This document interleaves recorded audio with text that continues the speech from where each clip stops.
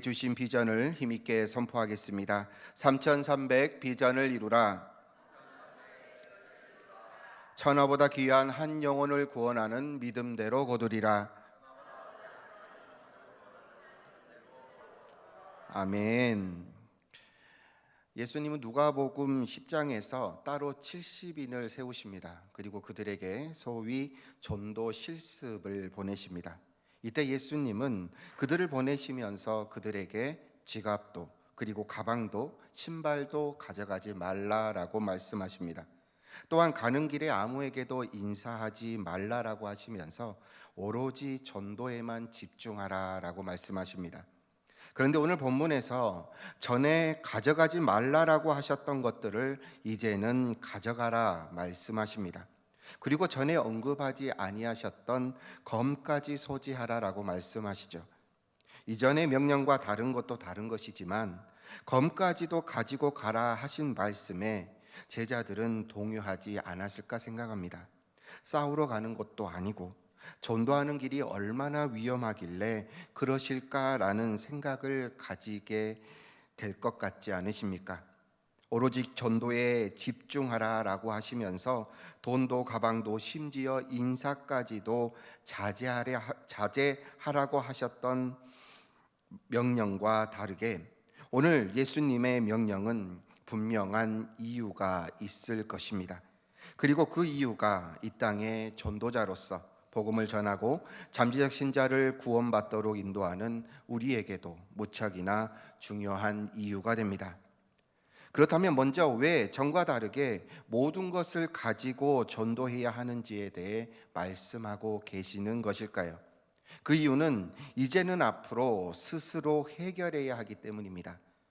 누가복음 10장에서는 예수님이 함께 하셨습니다. 즉 예수님이 다 해결해 주셨습니다.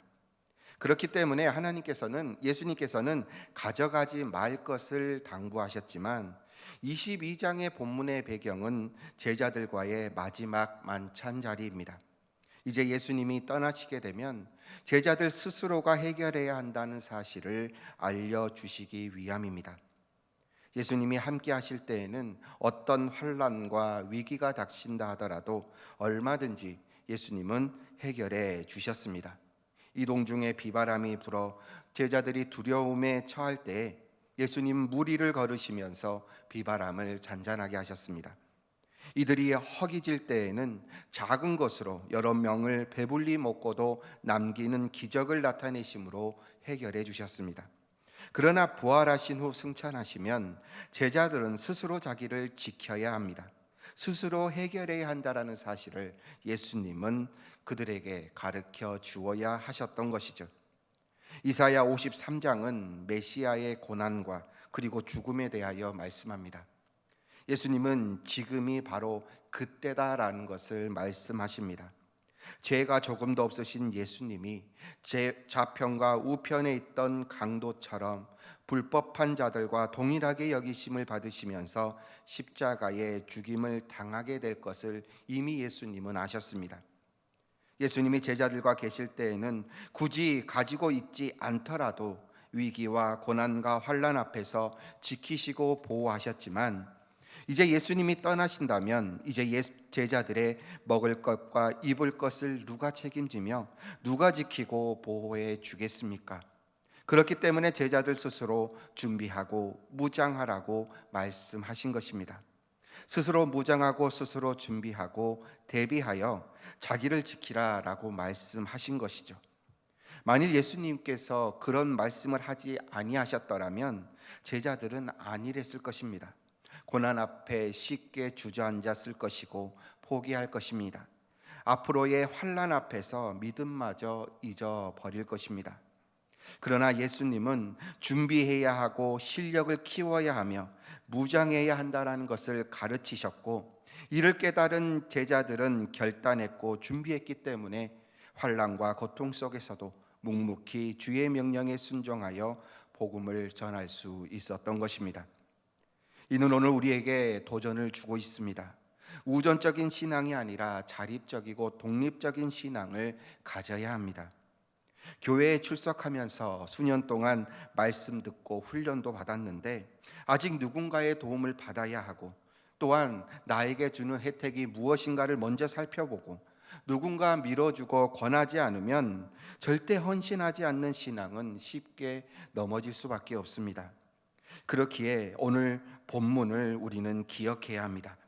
갖가지 핑계로 순정과 헌신의 자리를 비우면서 정작 받아야 할 것을 계수하는 자가 어떻게 마귀의 자녀들을 빼앗아 하나님의 자녀로 만드는 사역을 감당할 수 있겠습니까? 무장하고 실력을 키워야 합니다. 우존적인 신앙에서 벗어나서 독립적이고 자립적인 그리스도인이 되시기를 바랍니다. 어떤 상황에서도 믿음을 지키고 주의 능력에 의지하여 순종하시기를 바랍니다. 이렇게 준비된 일꾼이 순종할 때 하나님은 그를 통하여 역사를 펼치십니다. 또한 예수님이 모든 것을 준비할 것을 당부하신 두 번째 이유는 앞으로 닥칠 환난과 핍박을 준비해야 하기 때문입니다. 예수님은 함께 계실 때와 비교되지 않을 환난과 핍박이 복음을 전하는 그리스도인에게 닥칠 것을 알려주심으로써 준비를 미리 하도록 하신 것입니다. 예수님은 당신의 시대에 비해서 제자들의 시대에 훨씬 더 전도의 현장에 모진 고난과 핍박이 닥칠 것을 아셨습니다. 때문에 준비하고 무장하라 말씀하신 것이죠. 그렇지 않으면 전할 수 없고 믿음을 지키지 못하고 넘어질 수밖에 없음을 예수님은 너무 잘 아셨습니다. 예수님의 말씀을 듣고 준비했기 때문에 제자들은 때로는 실수하고 무너지기도 했지만 다시 일어나 세계의 복음화의 주역이 되었고 기적을 이루는 주인공이 되었습니다. 오늘날 환란의 시대라고 말할 수 있습니다. 복음을 전하는 현장을 가다 보면 대부분 반응이 없습니다. 특별히 다음 세대에게 복음을 전할 때에 정말 아무런 반응이 없습니다. 정말 얼굴도 쳐다보지 않고 먹을 것만 챙겨가는 그들을 보게 됩니다. 어떤 반응이라도 있다면 이를 대처하기 위하여 방법이라도 강구해 볼 텐데 아무런 반응이 없으니 정말 어렵습니다. 또한 어떤 이들은 조롱하고 거친 말로 전도자들의 마음을 무너지게 할 때도 있습니다. 이런 시대에도 전도는 해야 합니다. 가진 것이 풍족하고 물질의 힘이 어느 때보다 강하여 종교를 가지는 것이 불필요하다 여겨지는 지금 이 시대에도 복음이 전해져야 합니다. 조롱하는 이들에게도 예수님이 필요합니다. 거친 말을 사용하여 전도자인 우리의 마음을 무너지게 한다 할지라도 이들에게 예수님을 전해야 합니다. 그렇기 때문에 준비해야 하고 무장해야 하는 것입니다. 잠재적 신자를 구원하기 위해 예수님의 말씀을 기억하십시오. 준비하고 결단하시기를 바랍니다. 그리하여 2024년 후반기에는 천하보다 귀한 한 영혼을 구원하는 믿음대로 거두는 경신교회가 되기를 주님의 이름으로 축복합니다. 하나님이 준비하라고 하신 이유에 대해서는 이제 알겠는데, 그렇다면 예수님은 왜 검을 준비하라고 하셨을까요? 이를 위하여 예수님이 사라고 하신 그 검의 의미를 우리는 먼저 알아야 합니다. 먼저 검을 사라는 예수님의 말씀에 대하여 제자들은 여기 검이 둘이 있나이다 라고 반응합니다.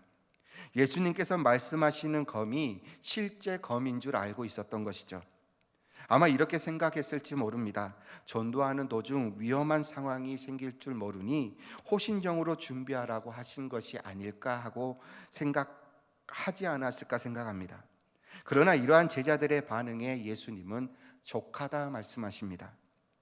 이는 제자들이 가진 검의 개수가 충분하다라는 뜻이 아닙니다. 지금 예수님은 다른 검을 말씀하고 계십니다.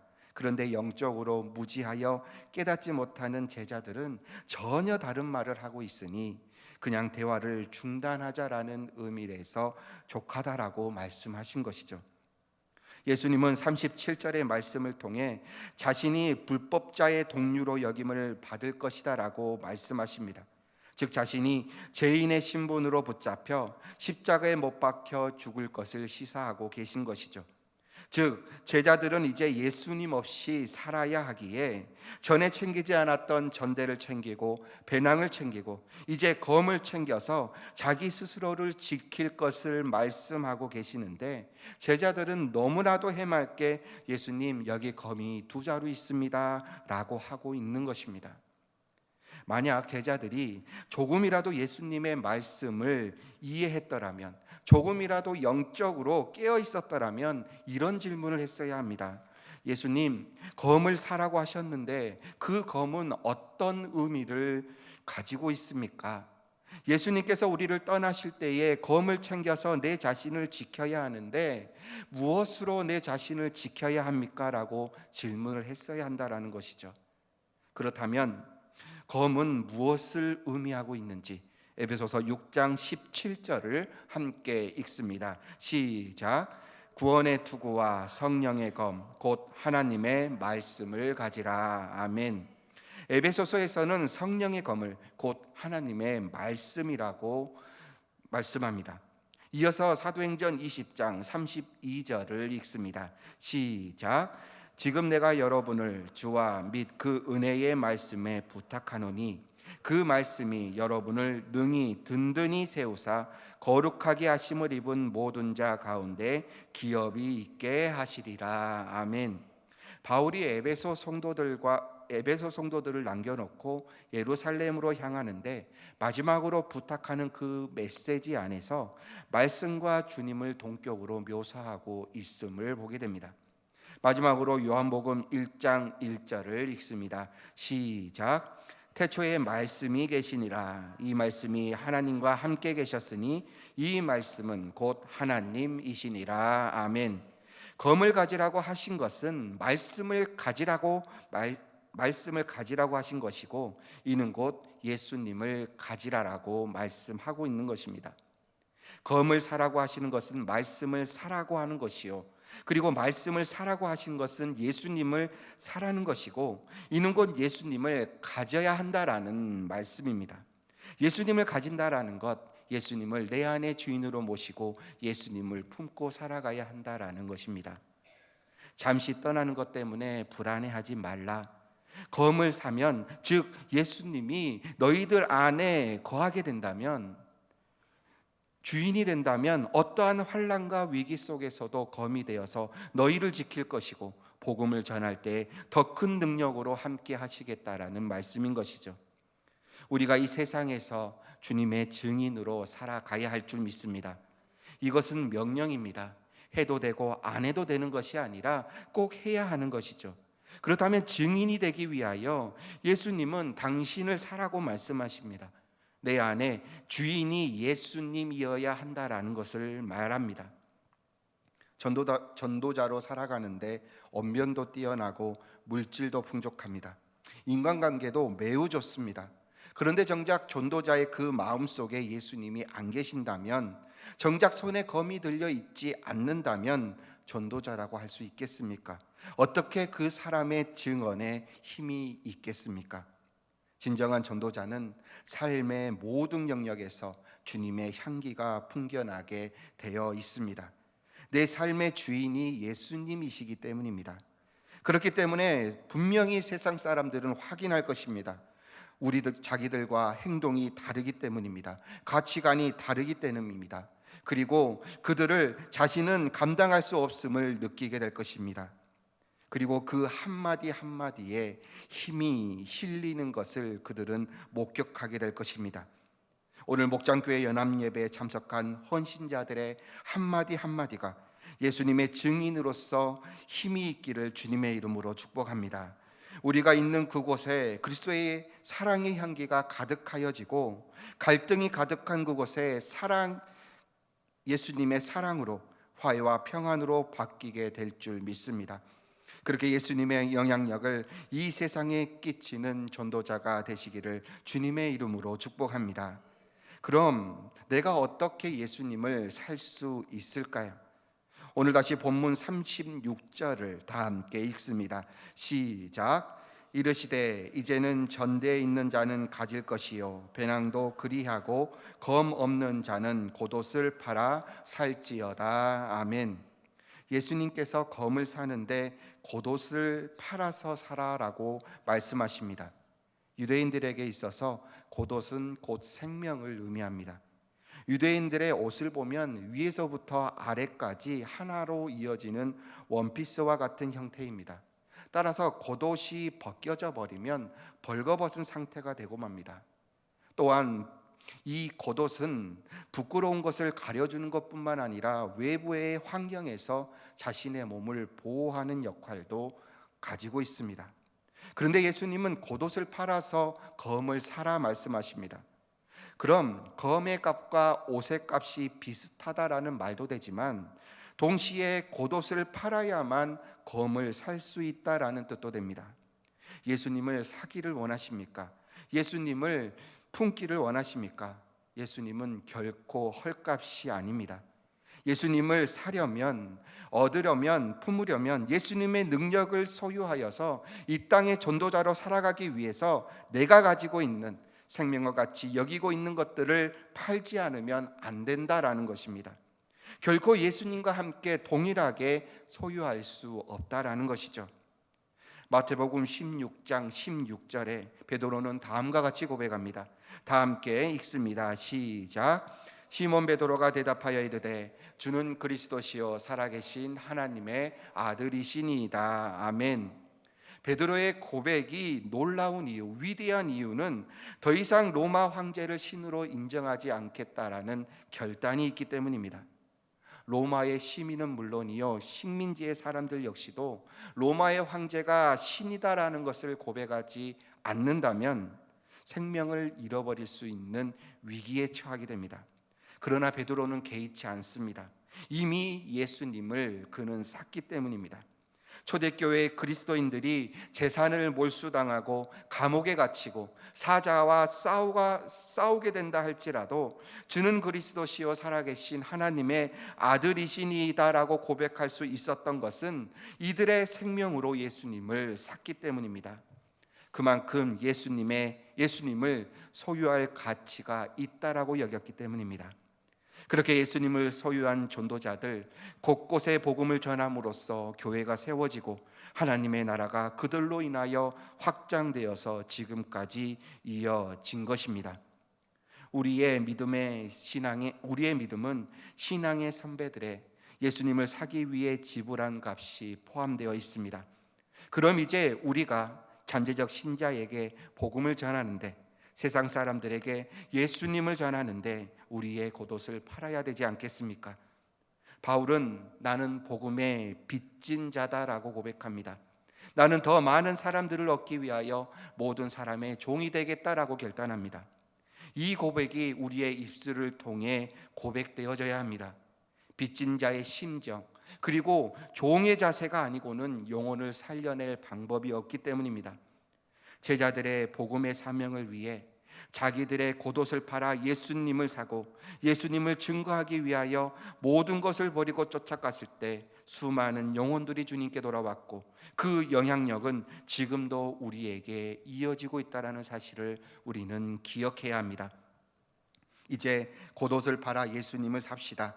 죽어가는 영혼들을 살려내므로 하나님의 간절한 소망을 이루어드리는 오늘 우리 경신교회가 되기를 소망합니다. 이를 통하여서 우리가 예수님을 품고 그리고 예수님께서 사라고 하신 검을 들고 세상을 향해 나아가시기를 바랍니다. 이 세상에 복음이 필요합니다. 이 땅에 그 어떤 사람이라 할지라도 예수님이 필요 없는 사람은 단 한 사람도 없습니다. 그리고 오늘 우리를 그들에게 보내셨습니다. 예수님의 증인으로서 우리의 겉옷을 파는 한이 있더라도 예수님과 함께 예수님께서 주시는 능력으로 복음을 전함으로 말미암아 예수님의 소망을 이루어드리며 이 땅에 하나님의 나라를 확장해가는 우리 목장교회 그리고 지구 경신교회가 되기를 주님의 이름으로 축복합니다. 이 시간